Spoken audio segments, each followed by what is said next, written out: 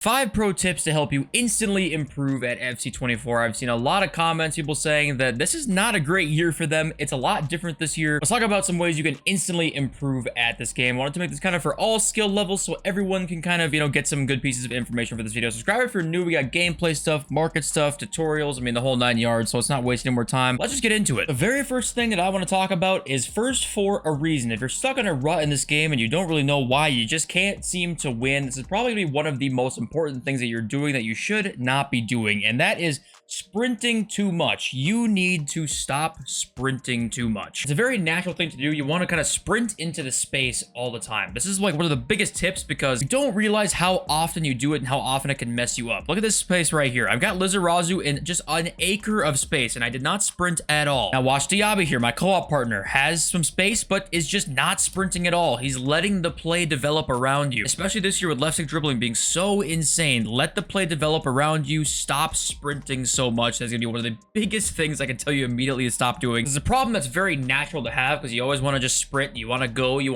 That goes with the new R1 sprints too. You don't want to be doing that too much. No R2 sprint, no R1 sprint too much. Do a lot of jogging in this game, especially because of the high press. Watch my opponent here and watch how he just constantly holds his R2 button down. It becomes so easy for us to defend and we take the ball immediately away from him. Like when he gets the ball right here, he's got one man to worry about here and one man to worry about here, but he's got all this space in front of him. Just take the space, but jog it. Instead, he beats one man with the sprint, which is nice, and then he just, for some reason, take the second sprint touch, just flies into here, and he's got nowhere to go. He's never getting through that with the sprint touch. Whereas from this point right here, if he decides to just start jogging with it, this player can make a run here or here. De Bruyne, whoever this midfielder is, can start making a run up here. His fullback, or whoever this is, can start overlapping. Like, it just allows the play to develop. You want to be patient in this game because the press is ridiculous. You don't want to sprint into the press. Auto press this here is going to eat you alive. The second tip is play what you see. Now you might say, play what you see. What does that mean? Of course, I play what I see. What I mean is keep it simple this year. Honestly, what you need to do, because the press is so good this year from the CPUs, from your opponent's CPUs, that right now, if you see a person open, pass him the ball. I'll show you some good examples. I'll show you some bad examples. So right now, I'm just passing around my center backs here because I didn't have anywhere to go with Enzo Fernandez. Right now, I'm just passing. I see somebody open. I'm just passing the ball here, right? Pass. Joe Linton don't know where to go with it. I end up losing the ball. But across the process here, next possession, a lot of center back, passing going on. I switch up the play because he's just wide open. I see Messi in the middle. Jordi Alba's open, making the run. I see Messi again. Anybody who's open, I'm just passing the ball immediately right when I see them, right? Make one little move with De Bruyne, take a left-footed shot. Could have been blocked. But the point is, if I see somebody open and passing the ball, if you're not quite sure what I mean, here's an example of me doing this badly this year. So right now, here you get the ball with Diaby, right? Right here, I've got a man that is wide open. Kolo Muani's just begging for this ball. Somebody please pass it to me. I'm wide open. I can link up with him. Have Diaby make another run across, do something, right? Instead, my first thought was take Diaby, run into here, and have these two kind of run out, right? That was kind of my goal. In this game, that doesn't really work very well. But I decided not to pass it. We then kind of fast forward here, and oops, all of a sudden, everything just closed down because I didn't pass it for that 1 second there. Yes, I even beat that guy with the left stick, right? I get around this guy. The problem is this pass is difficult, especially on Diaby's right foot. It makes things so much harder because look at the collapse you're about to see. This player's about to go down here. This player's going down here. The attacker's coming back at me. This year, the press is ridiculous.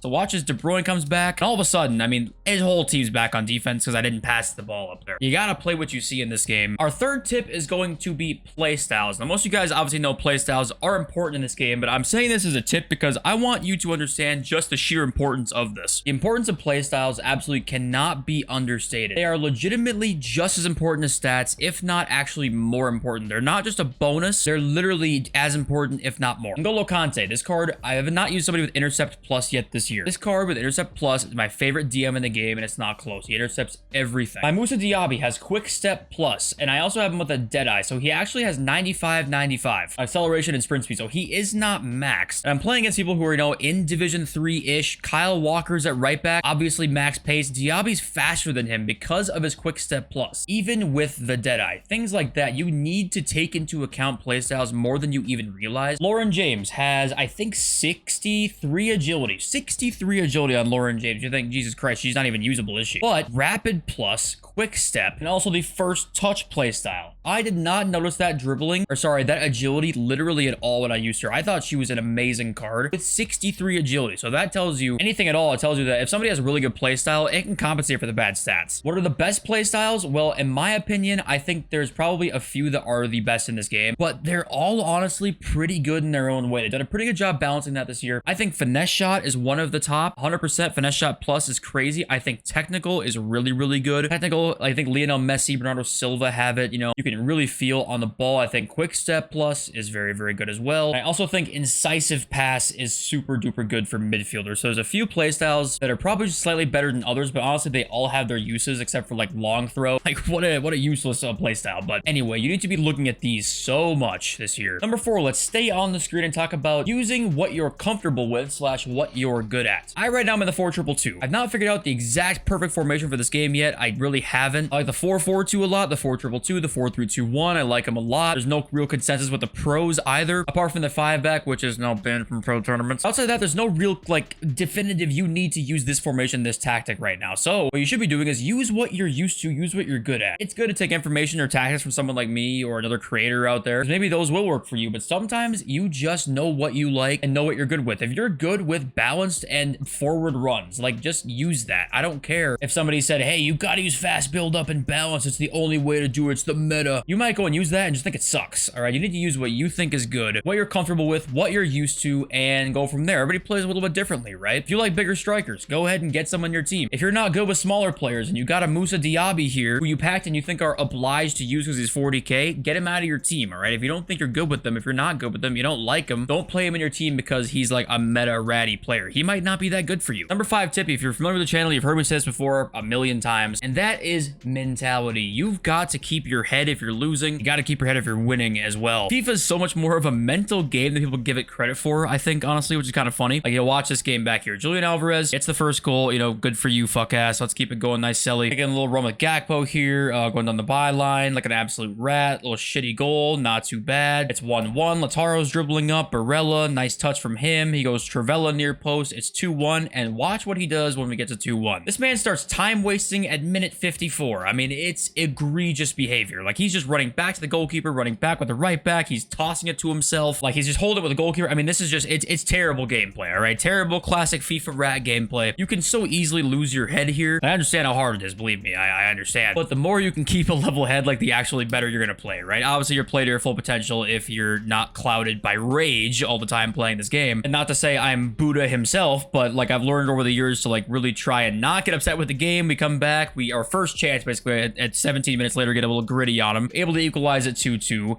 Get a nice deflection off of Reece James. Vinny's got it. Nice. Do a little player lock with Messi. I never do this enough, by the way. Player lock to the sweat guy is something that like has always worked the past 2 years, and I don't ever do it unless I'm like locked in. When I go back and look at my gameplay, I'm like, oh, I was locked right here. So just try your best not to lose your head. It's gonna help you win so many more games. You would be shocked, honestly. That goes for any person. If you're like an elite Div Plus player, if you're a Division 10 player, if you're not getting pissed on and mad all the time with this game, you are going to play significantly better every single game. Guys, we post multiple videos a day on this channel, trying to help you guys out with market stuff, gameplay stuff, you name it. We got it on the channel. Thank you for the support recently. I love all of you. Thanks for over soon. Peace.